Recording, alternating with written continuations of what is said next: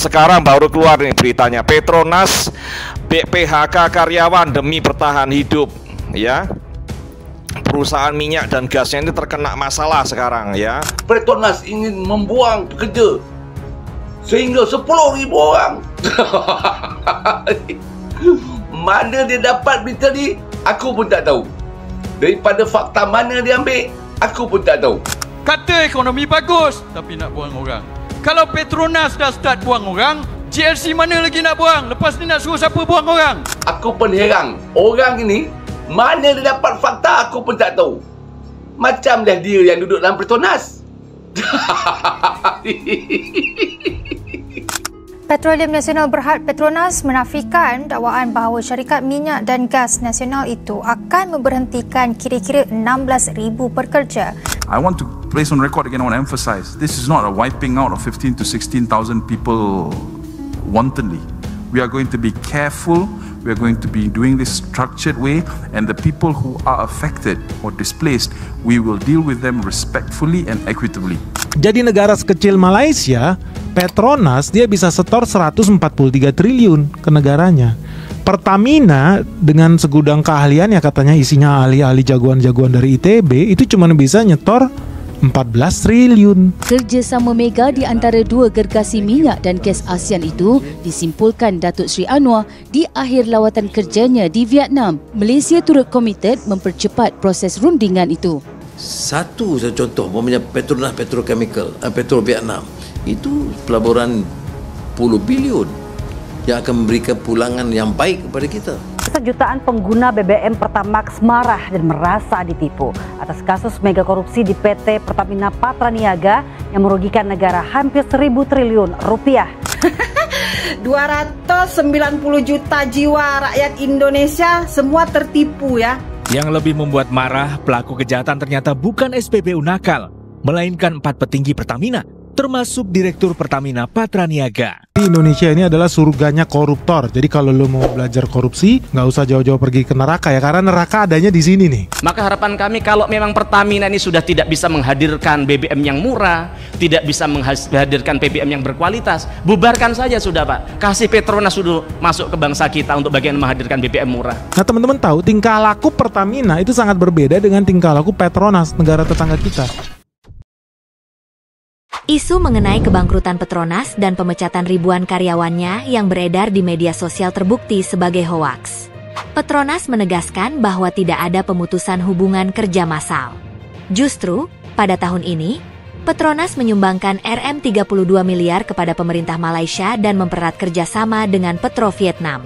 Sementara itu, Pertamina justru tengah menghadapi skandal korupsi besar-besaran yang merugikan negara hingga 1.000 triliun rupiah. Modus operandi melibatkan manipulasi harga dan pencampuran bahan bakar berkualitas rendah dengan harga tinggi. Kejaksaan Agung menetapkan beberapa petinggi Pertamina sebagai tersangka, termasuk Direktur Utama PT Pertamina Patraniaga, yang terbukti melakukan kecurangan dalam pengadaan minyak mentah. Sekarang baru keluar nih beritanya, Petronas PHK karyawan demi bertahan hidup, ya. Perusahaan minyak dan gasnya ini terkena masalah sekarang, ya. Jadi mohon kita mengedukasi semua orang bahwa tidak patut kita minta subsidi, ya. Kalau kita ini mampu, dan subsidi itu pada hakikatnya memberatkan APBN dan itu diambilkan dari uang pajak kita juga, ya. Jadi yang mau masak ya harus bayar harga pasar, yang mau naik mobil pribadi bayar bensin dengan harga pasar, ya. Jangan mengharapkan subsidi dari uang pajak rakyat, ya. Kalau nggak sanggup beli harga pasar, ya cari alternatifnya, naik sepeda atau masak dengan cara lain, dengan bahan bakar lain. Berapa orang nak buang ni? 10.000 nak buang. 10.000 nak buang tuan-tuan. Kata ekonomi bagus, tapi nak buang orang. Kalau Petronas dah start buang orang, GLC mana lagi nak buang? Lepas ni nak suruh siapa buang orang? TNB, Telekom, tabung haji. Dulu dia nak cuba buang penjawat awam, ingat tak? Pertama kali Pakatan Harapan naik jadi kerajaan, dia kata mula-mula sebelum itu siapa? DAP kata nak buang berapa ratus ribu penjawat awam dia nak buang. Sekarang dia takut, dia tak nak buang penjawat awam sebab dia nak cuba dapat undi Melayu. Kebanyakan orang penjawat awam ni undi orang Melayu. Buang penjawat awam, esok kan tak dapat undi Melayu. Okey, dia tak buang penjawat awam. Lepas tu sekarang dia nak buang siapa pula tuan-tuan? JLC pula dah nak buang. Saya dengar cerita lagi, ada daripada apa ini, kita dengar, kita nak tanya Petronas, dia semua tak mau jawab. Nak tanya Menteri Kewangan, dia asyik pergi keluar negeri je, tak jawab-jawab. So kita cari sumber-sumber, kita tanya pasal apa. Dia tuduh, kadang dia tuduh, oh sebab bisnes tak ada lah, hilang lah, apalah. Sebab deal dia dengan Sarawak lah kononnya. Sebab bisnes Petronas Sarawak ambil lah sebenarnya. So macam mana nego lah apa. So saya nak cakap pada Anwar Ibrahim, saya nak cakap, kalau awak yang tak reti nego, apa pasal pula kita yang kena buang, betul? Awak yang tak reti nego, awak lah letak jawatan. Dan kalau bisnes tu tak bagus, patut orang atas lah letak jawatan, betul tak? Bisnes tak bagus, siapa yang buat keputusan, orang atas lah dibuang, betul? Bukan orang bawah. Jadi orang atas yang tak reti nego, yang kena buang orang-orang bawah ni. Ini banyak lagi orang nak kena buang. Macam mana cerita tuan-tuan? Itu satu. Assalamualaikum semua. Sahabat-sahabat, ingat tak lagi, lebih kurang dalam 3 minggu, 4 minggu sebelum ini, ada satu makhluk yang mengatakan kononnya ekonomi teruk, ekonomi di bawah perpaduan ini menekan rakyat, seolah-olahnya begitulah, sehingga kan Petronas ingin membuang pekerja sehingga 10,000 orang. Mana dia dapat berita ni, aku pun tak tahu. Daripada fakta mana dia ambil, aku pun tak tahu. 10,000 orang dia kata Petronas nak buang. Dan hari ini Tengku Muhammad Taufik telah menyatakan tidak pernah Petronas membuat statement ingin membuang 10,000 pekerjanya. Tidak ada. Hanya yang ada untuk menstruktur semula Petronas agar akan lebih berjaya dan menguntungkan Petronas Insaf.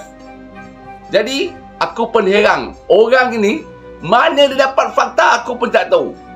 Macam dah dia yang duduk dalam Petronas. Jadi sahabat-sahabat semua, rakyat Malaysia semua boleh menilai siapakah yang benar dan siapa yang salah. Pemimpin manakah yang perlu anda pilih? Yang jujur, ikhlas, seperti yang ada sekarang di bawah pimpinan Datuk Seri Anwar Ibrahim, atau dari pihak pembangkang yang sering membawa naratif tidak benar. Jadi, aku yakin rakyat Malaysia bijak untuk menilai dan tahu siapa yang paling layak untuk memerintah. Jadi, kekalkanlah sokongan anda bersama Perpaduan. InsyaAllah, kita akan maju, kita akan berjaya kerana Datuk Seri Anwar adalah seorang pemimpin yang bijak, pandai, rajin, jujur, ikhlas dan sentiasa redha dan berserah. Dan terus usaha dan terus berusaha. Inilah pemimpin yang terbaik untuk kita. Assalamualaikum semua. From what I know dan juga I looked into the Syaril, Petronas bila dia berdepan dengan keadaan di mana terpaksa, contohnya pada tahun 2016, you know, dia terpaksa sebab harga minyak turun daripada $100 per barrel sampai ke $30 per barrel. Petronas terpaksa melepaskan lebih kurang dalam 1,000 employee, contract staff pada waktu itu. Tetapi pada masa yang sama, Syaril, I mean, Petronas just minimized it. You know, other companies, ExxonMobil 10,000, BP 4,000, Total 5,000, Schlumberger 20,000. And that's the scale of it also, sebab that amanah lah Petronas sebagai national oil company, they have this responsibility, ada tanggungjawab terhadap negara juga. Dan kalau kita tengok zaman COVID juga, Exxon dia buang 14,000, Chevron 7,000, Shell 9,000, BP 10,000, and Petronas zero because national service. So apa yang saya nak kata, kalau dia buat pun tahun ini, saya rasa dia akan buat dengan cara yang tersusun, dengan cara yang berhemah, dan dengan usaha untuk memastikan bahawa they've identified first. Dia tak akan kata okey, kumpulan ini akan digugakan. Dia akan buat betul-betul berdasarkan kepada fungsi kerjaan itu, berdasarkan kepada perniagaan ni nak invest ke nak divest. Lepas itu baru dia buat rumusan. Ini yang kita mungkin terpaksa ada perbincangan dengan mereka, macam mana kita nak susun terma-terma pemisahan sebelum mereka mungkin offer upskilling, reskilling dan sebagainya.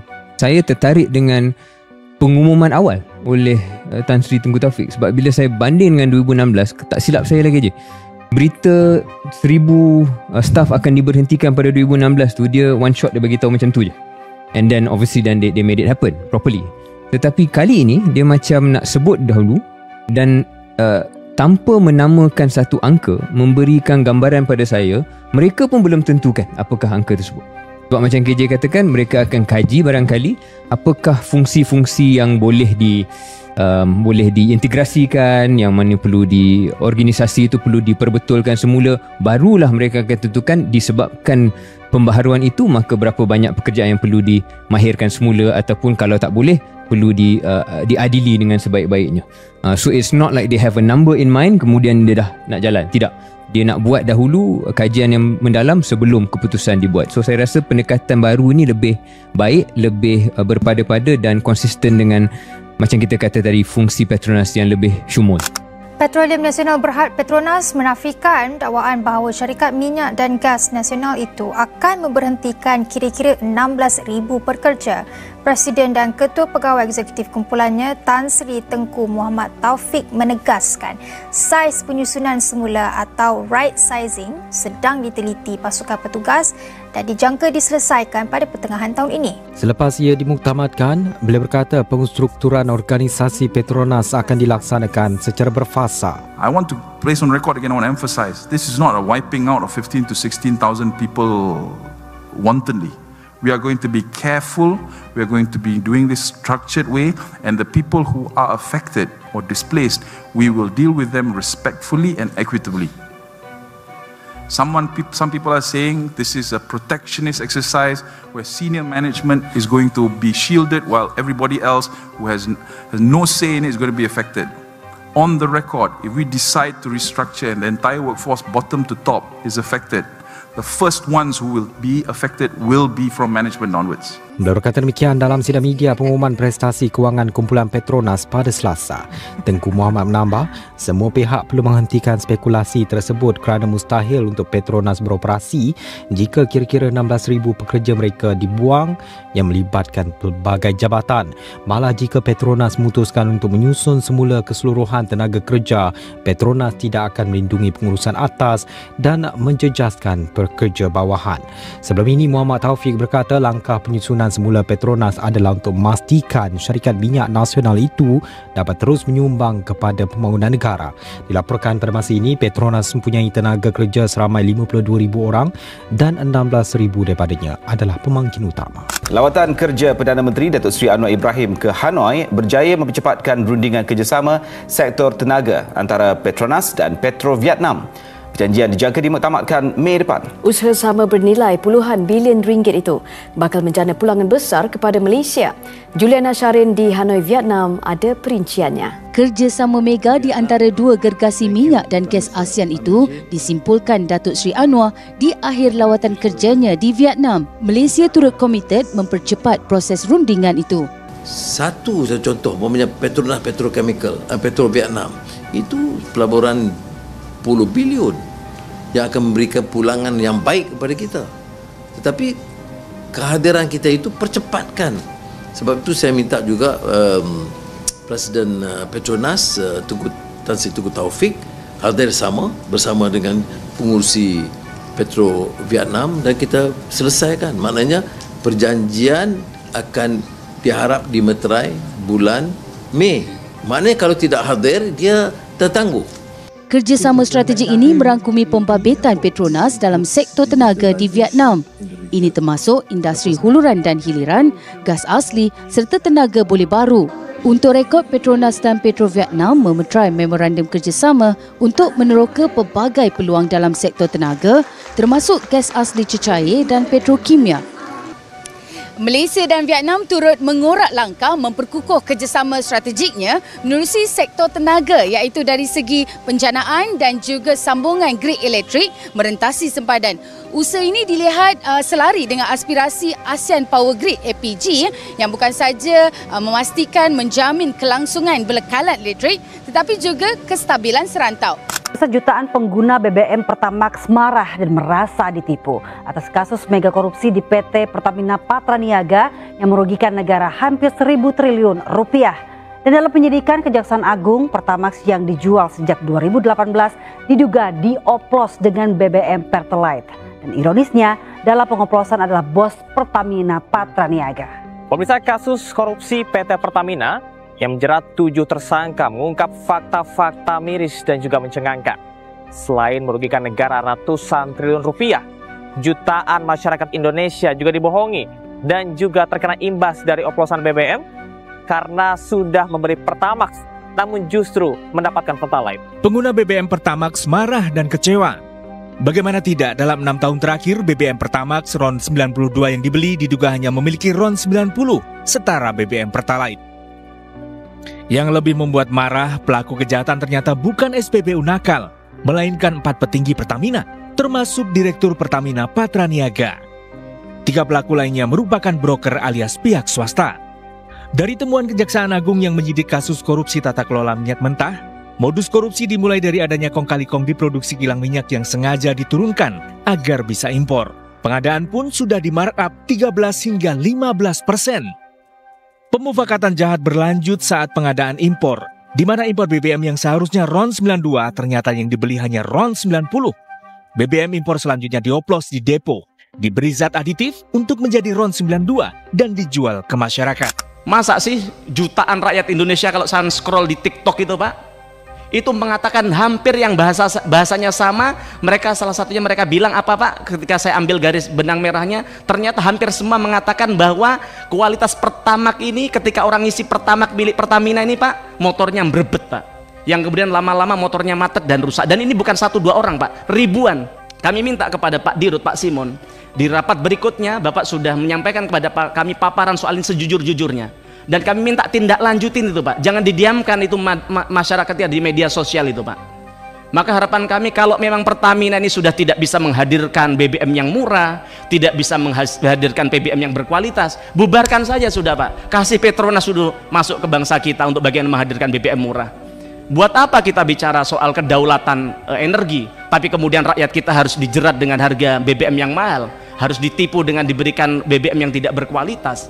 Good news nih buat kalian rakyat Indonesia ya, karena akhirnya lagi-lagi terbukti Indonesia ini adalah surganya koruptor. Jadi kalau lo mau belajar korupsi, nggak usah jauh-jauh pergi ke neraka ya, karena neraka adanya di sini nih. Nah teman-teman tahu tingkah laku Pertamina itu sangat berbeda dengan tingkah laku Petronas, negara tetangga kita.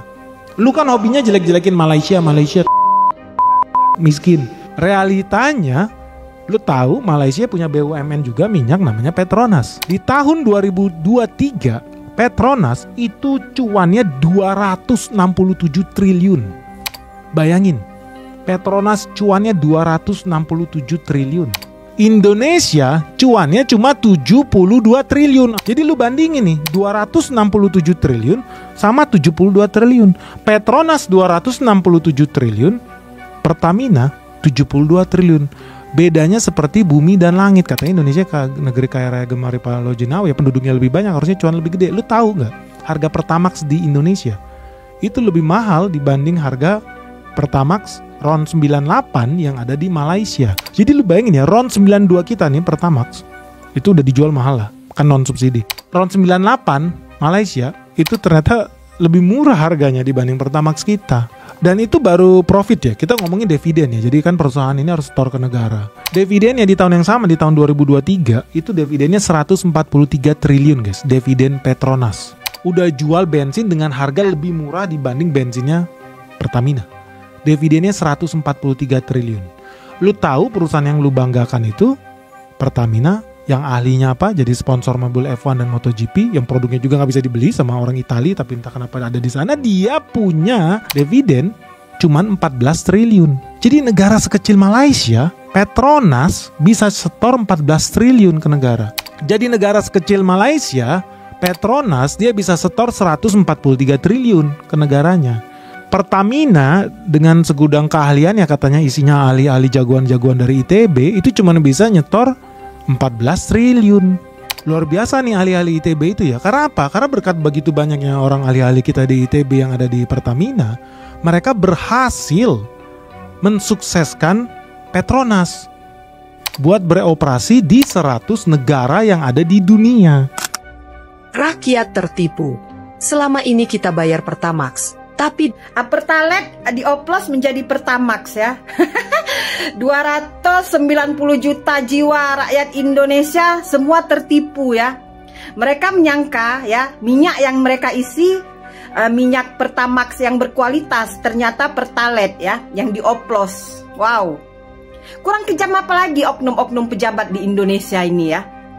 Kurang kejam apa lagi mereka terhadap rakyat-rakyat Indonesia ya? Kalau bisa mereka injak ya, mereka peras rakyat Indonesia ya. Luar biasa ya. Mereka korupsi uang negara dari hasil uang rakyat. Coba lihat ini ya. Minyak pun dioplos ya. Kurang apa lagi kekejaman mereka ini coba? Mana ada memikirkan rakyat? Nggak ada.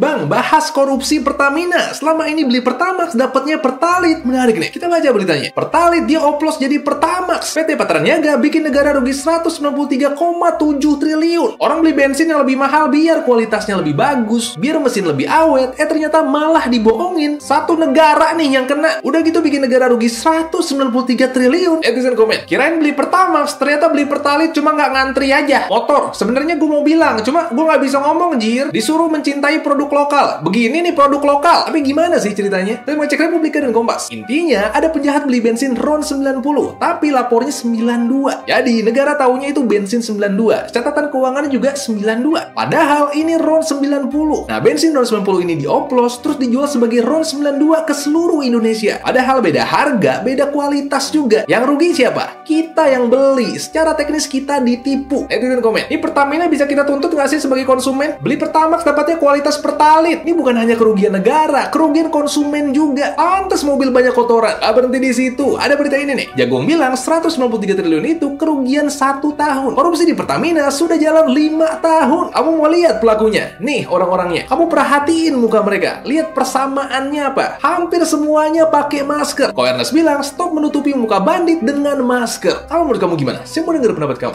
Pertalite dioplos jadi Pertamax. Hebat. Korupsinya bukan cuma merugikan negara, tapi juga merusak mesin. Ya Allah, gue ngebayangin nanti para pelaku di neraka pas disiksa malaikat bilang dimulai dari nol ya. Dari sekian banyak korupsi, baru ini nih gue langsung merasa jadi korbannya. Udah bela-belain nggak beli bensin eceran, takut dioplos, malah dioplos di pusatnya. Pantesan gue kalau beli bensin di Depok 10.000 nggak nyampe Bandung. Padahal sama-sama jauh barat loh. Pantesan motor gue tiap hari selimutan mulu tuh. Kecewa dibohongin.